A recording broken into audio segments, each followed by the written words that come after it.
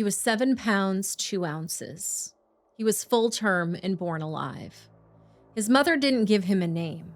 Relatives who had not seen his mother in years, who did not know that she was pregnant, and who did not know he existed, would give him one.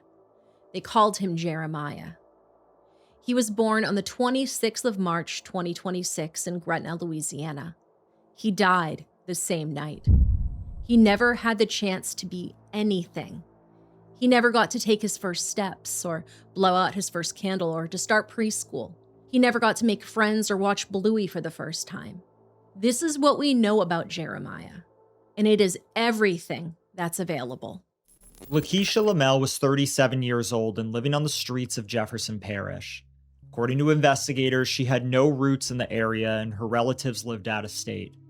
How long she had been in Gretna or what had brought her out there is not part of the public record.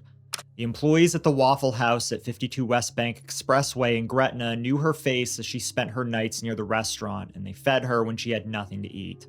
In January of 2026, Lakeisha became known to the Gretna police.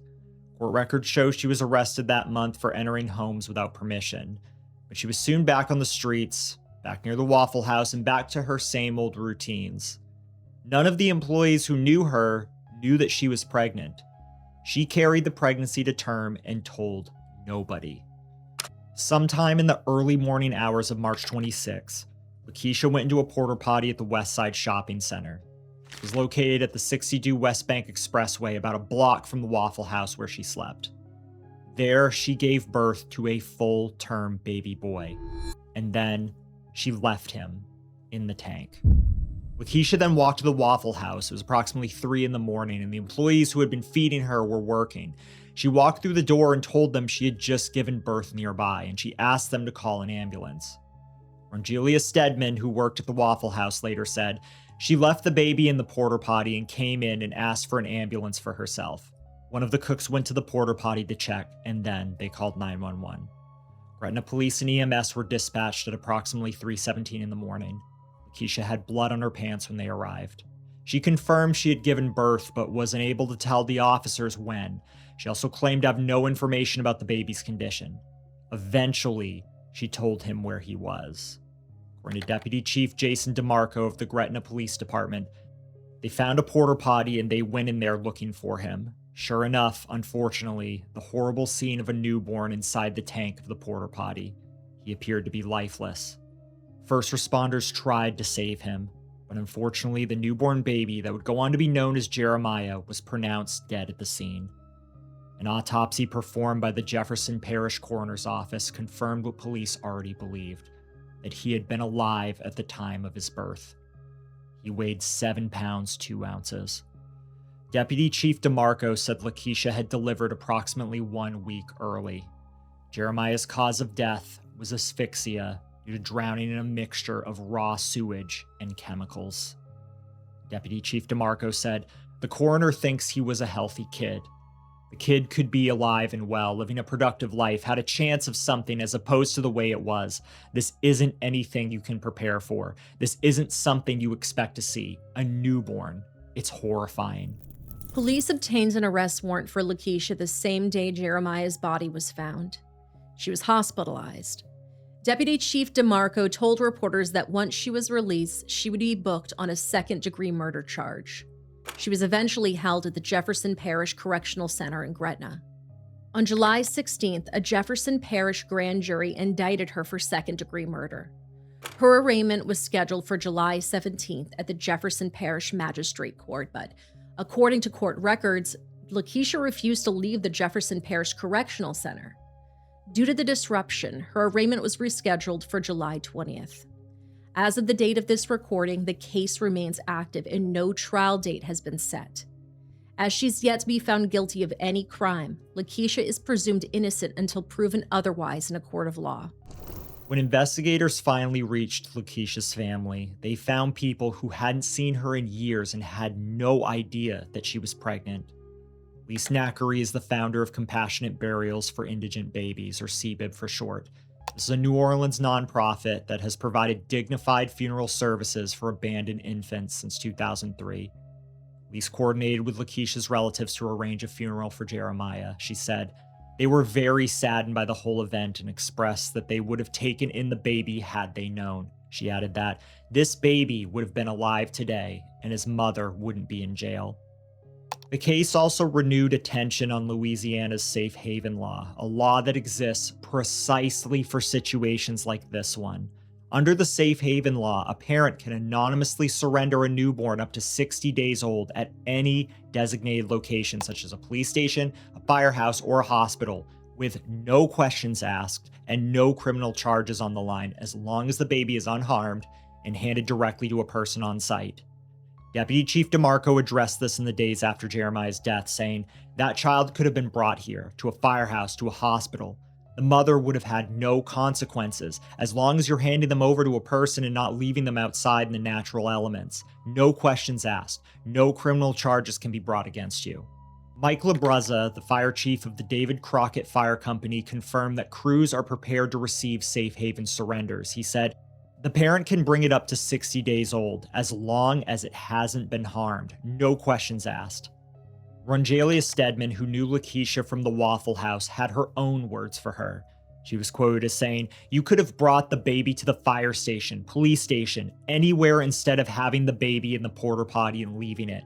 You could have given that child to anybody. You could have come up here by us, where you asked us for food and help." On April 29, 2026, 1 month and 3 days after he died, baby Jeremiah was honored with a Jazz Second Line funeral, which was organized and paid for by Compassionate Burials for Indigent Babies. Some of Lakeisha's relatives attended.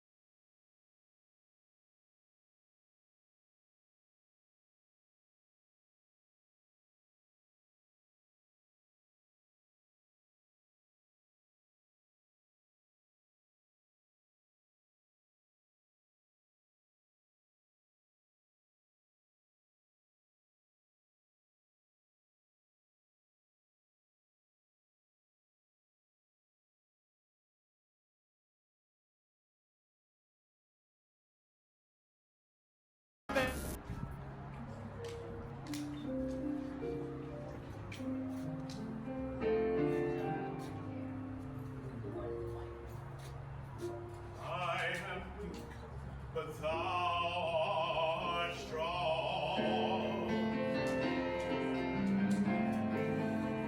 Jesus, keep me from all wrong. Jeremiah was buried at St. Patrick's Cemetery No. 1, located at 5000 Canal Street in New Orleans, in CBIB's official crypt.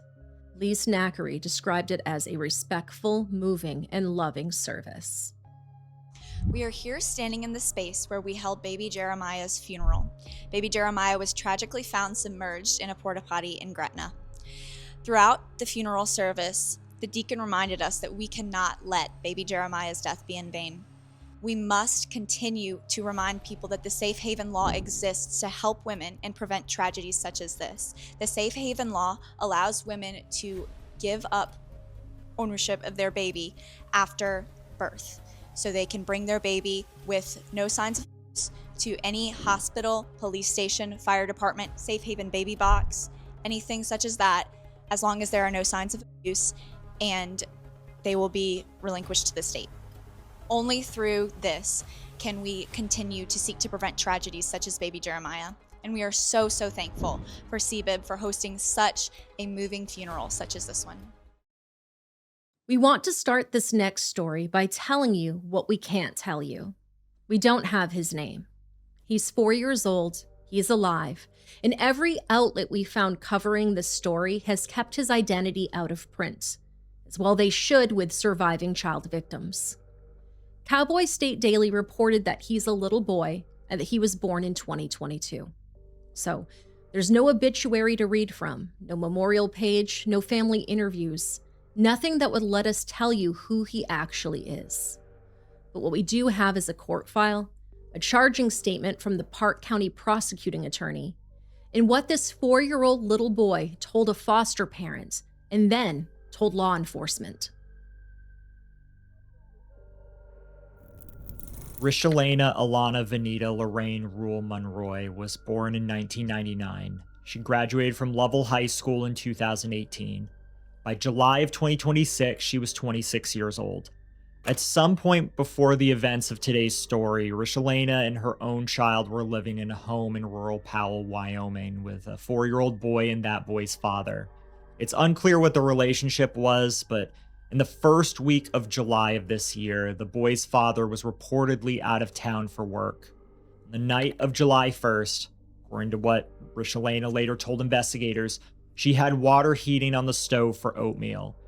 She said she took it off without realizing the 4-year-old was standing nearby, and the water splashed onto his left ear. She did not take him anywhere that night. By her own account, it was the next morning, when his ear was now red and swollen, that she decided to get him to the emergency room. So on July 2nd, she brought him to the Powell Valley Hospital. The charging statement in this case comes from Park County prosecuting attorney Brian Skorick, and it lays out what hospital staff found.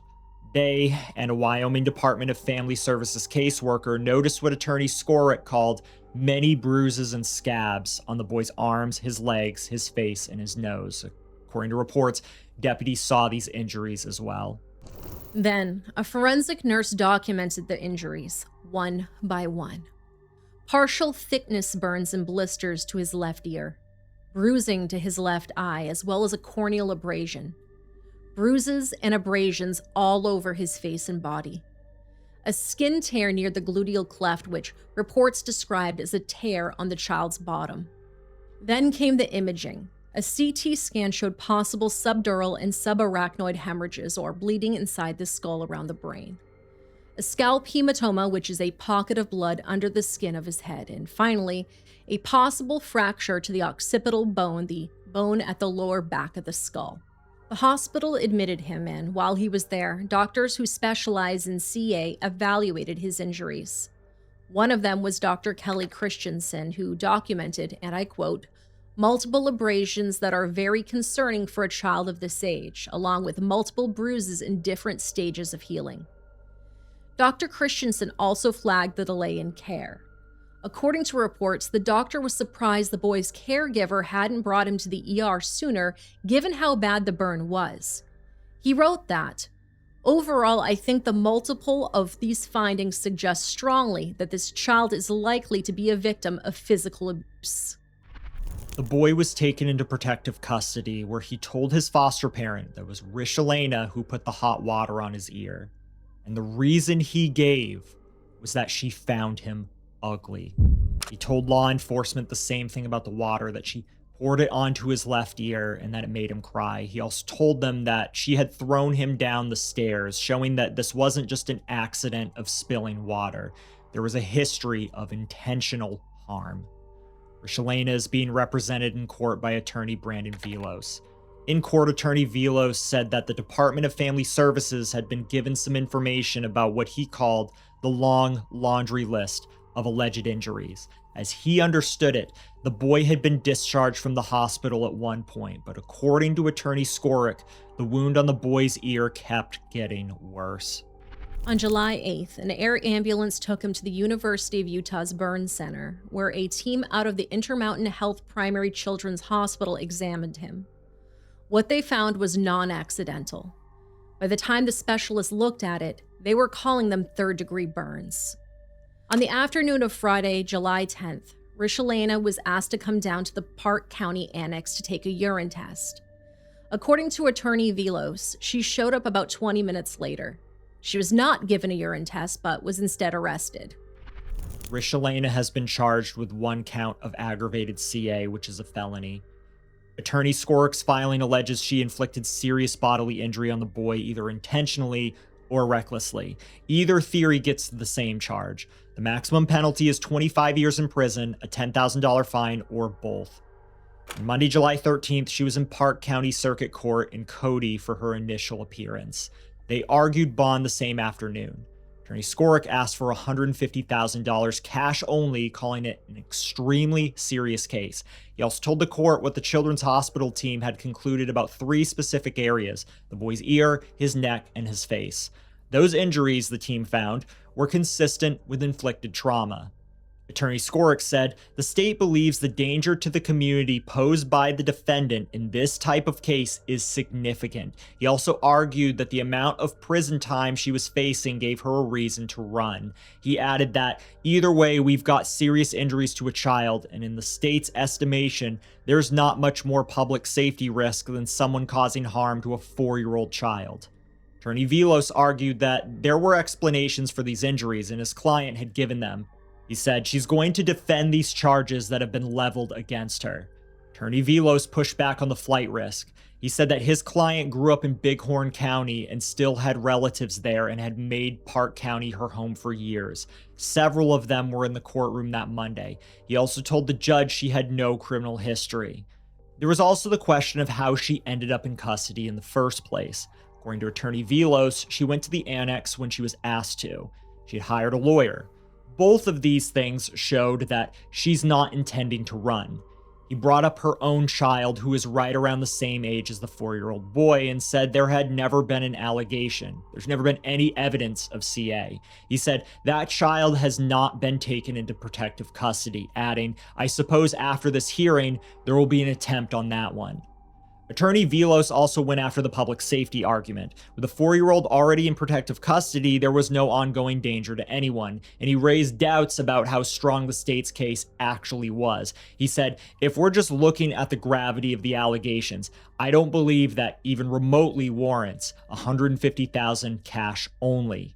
Circuit Court Judge Joey Dara came in under what the state had asked for, $125,000 cash or surety. The surety part means she doesn't have to produce the full amount in cash. She can go through a bondsman for somewhere around $12,500 and be released. In his charging statement, Attorney Skoric wrote that authorities are still investigating the boy's other injuries. At Monday's hearing, he told the court the boy was expected to remain hospitalized for some time.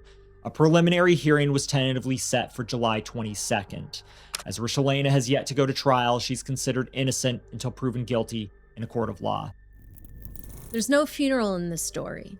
No burial, no headstone, because thank goodness he's alive. He is 4 years old. He went into protective custody in early July of 2026, then to a burn center in another state where he's expected to be there for quite a while yet. And somewhere in the middle of all of that, he told a foster parent why. He said it was because he was ugly. And I'm sure that wasn't true at all.